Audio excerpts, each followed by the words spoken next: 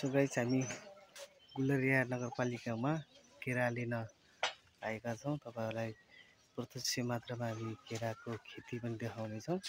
यहाँ यो पुरै यो केराको खेती है। म तपाईहरुलाई भित्र गएर केराको खेती सहित केराको फल पनि तपाईहरुलाई देखाउँछु कस्तो हुँदो रहेछ। फाइनली गाइस हामी केरा घारी भित्र पसिसकेका छौँ। तपाईहरुलाई म देखाउँछु केरा घारी, पुरै केरा घारी है। गुलरिया नगरपालिका मा पर्छ यो। तपाईहरुलाई पनि चाहियो भने तपाईहरु आउन सक्नुहुन्छ। केरा घारी है त्यो दामी दामी केराहरु छ यी है, पुरै केरा हो। तपाईहरु आउन सक्नुहुन्छ। यहाँ हामी केरा एक घरी लिन आएका छौँ। एक दर्जनको 45 रुपैयाँ है। एक दर्जनको 45 रुपैयाँ छ। अनि तपाईहरुलाई पनि चाहिन्छ भने तुरुन्तै आउनु होला। एकदमै बिकिरहेको छ है।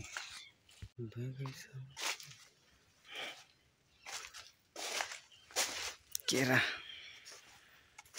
कोही यसरी भर्खर फल लाग्दैछ, कोही चाहिँ यसरी फलिसकेको छ, कोही चाहिँ छिप्पिएका पनि छन् है।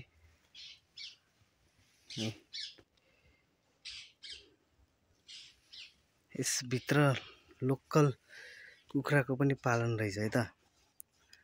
टक्क केराबाट निस्केको ती फलफुलहरु गुदीहरु खाने कुखुराहरु पनि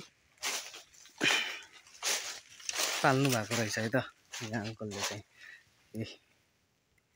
यसरी पुरै फल लागिसकेको छ यहाँ चाहिँ।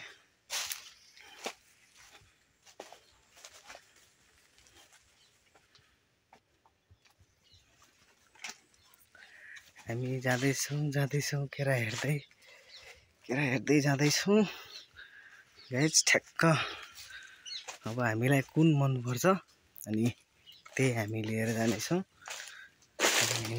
हिँड्दैछौँ है गाइस। अब हामीलाई कुन घरी चाहिँ केरा मन पर्छ त्यो घरीको केरा चाहिँ हामी काटेर लिनेछौँ। तपाईहरुलाई म प्रत्यक्ष मात्रामा देखाइरहेको छु। एकदम राम्रो केराहरु छ है। ओह माय गॉड, कति ठुलो केरा घारी। सो यो केरा हेर्नु त कस्तो छ है। कति ठुलो केरा घारी छ। हिँड्दैछौँ हामी, घुम्दैछौँ। हो थाक्यो घुम्दा केरा घारी त ठुलो रहेछ नि त। सो गाइस हामी घुम्दा केरा घारी घुम्दा हामीलाई यो फाइनली यो केरा घारी चाहिँ मन परेको छ। अब हामी यो काटेर अनि हामी लग्ने छौँ। यो नगरपालिका कति पर्छ सर? वार्ड नम्बर 4 है।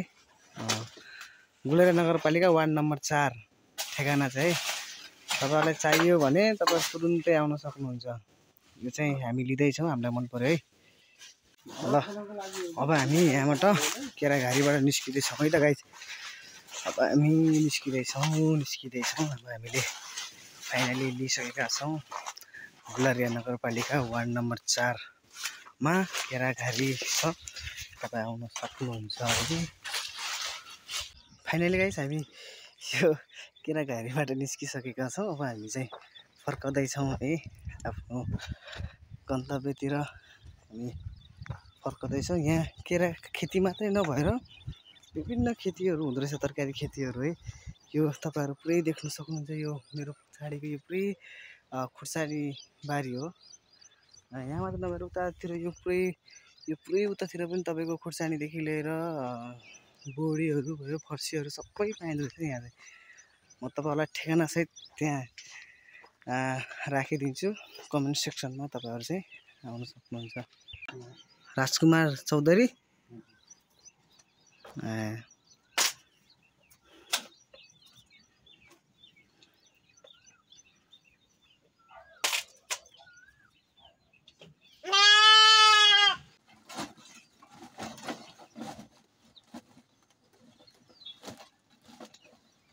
भारत में छुप देहला तुझे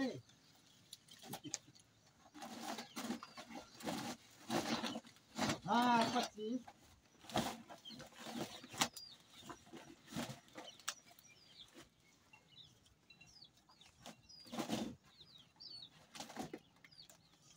अब हामी फर्कदैछौँ है केराको यो गाडी लिएर अब हामी घरतिर फर्कदैछौँ गुलरिया नगरपालिकाबाट केरा लिएर तपाईँहरूलाई चाहियो भने तुरुन्तै आउनु होला खसाखोस छ अरे यहाँ ए यतिर केरा त्यो मकै घारी पनि रहेछ त त्यतिरै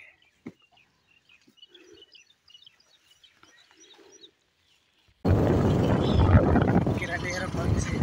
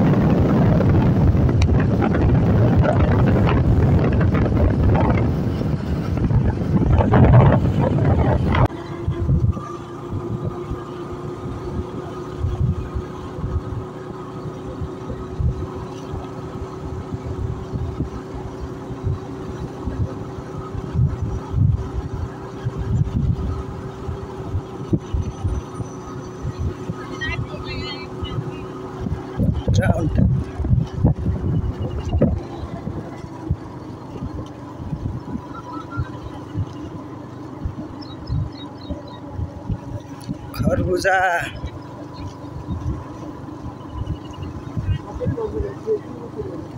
हजुर खरबुजाको सोधिहालौँ न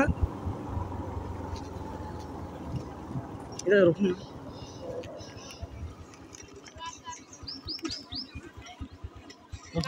कसरी खरबुजा मिलाएर कसरी मिलाएर 40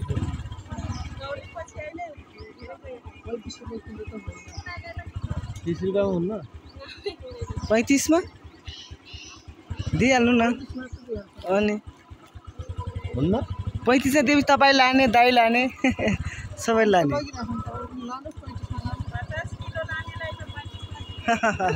50 किलो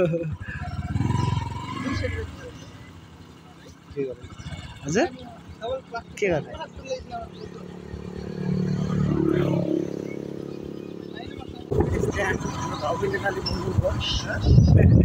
अलिक महँगो हो कि हाम्रो अलिक भाउ मिलेन अनि धेरै त्यो एकदमै सोचेको भन्दा पनि धेरै प्राइस भन्नु उहाँले तपाईँ 30 रुपियाँ किलो पाइन्छ 30-35 रुपियाँ किलो पाइन्छ 40 भनेको ल है बाटो बाटो बाटो बाटो यस्तो खतरा बाटोबाट हिँड्नुपर्छ है त यो त पुल छ तर यो पुल चाहिँ भाँचिएको पुल हो है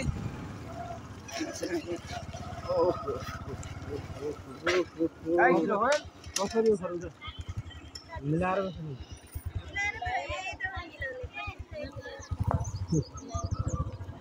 नमिलाएर 50 मिलाएर 40 हो तपाईहरु त रेट त निकै बढाउनु हुँदैछ मान्छे यहाँको एकदमै बाटो है गाइजहरु प्राय मिलाएर 40 रेट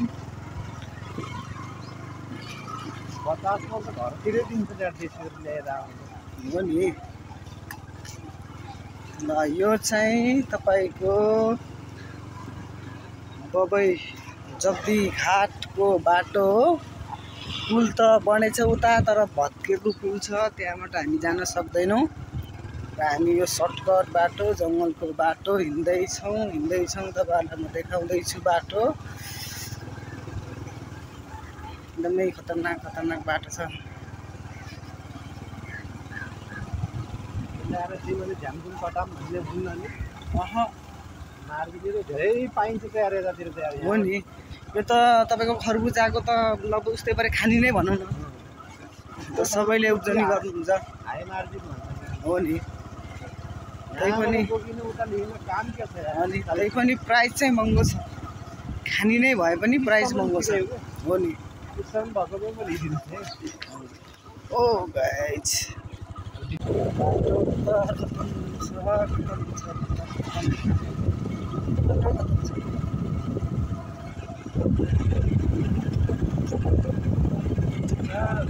मेकअप गर्छ नि बत्ती जमानै मेकअपको छ होइन र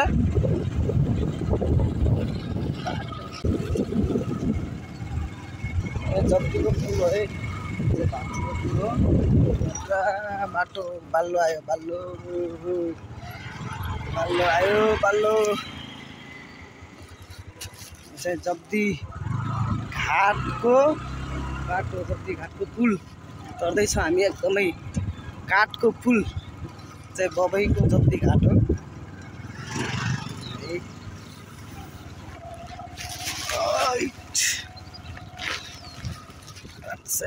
आराम से चल्यो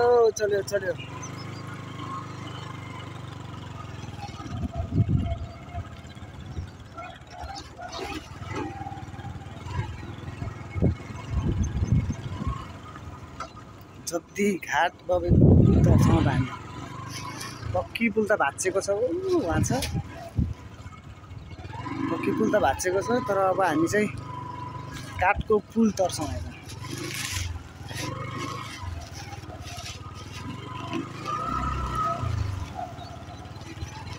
यही नेपाल सरकारलाई ध्यान जाओस् नेपाल सरकारलाई ध्यान जाओस् यस्तो नगरपालिकाले के गरेको छ यो बाह्रमध्ये नगरपालिकाले यस्तो पुलबाट हामीलाई हिँडाउँदैछ अनि ध्यान आकर्षण गर्न पर्यो यो हेर्नुहोस् बाजे बाजे बाजे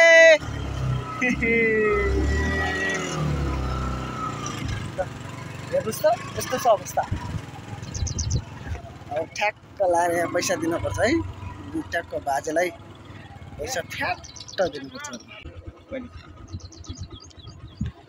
35 रुपियाँ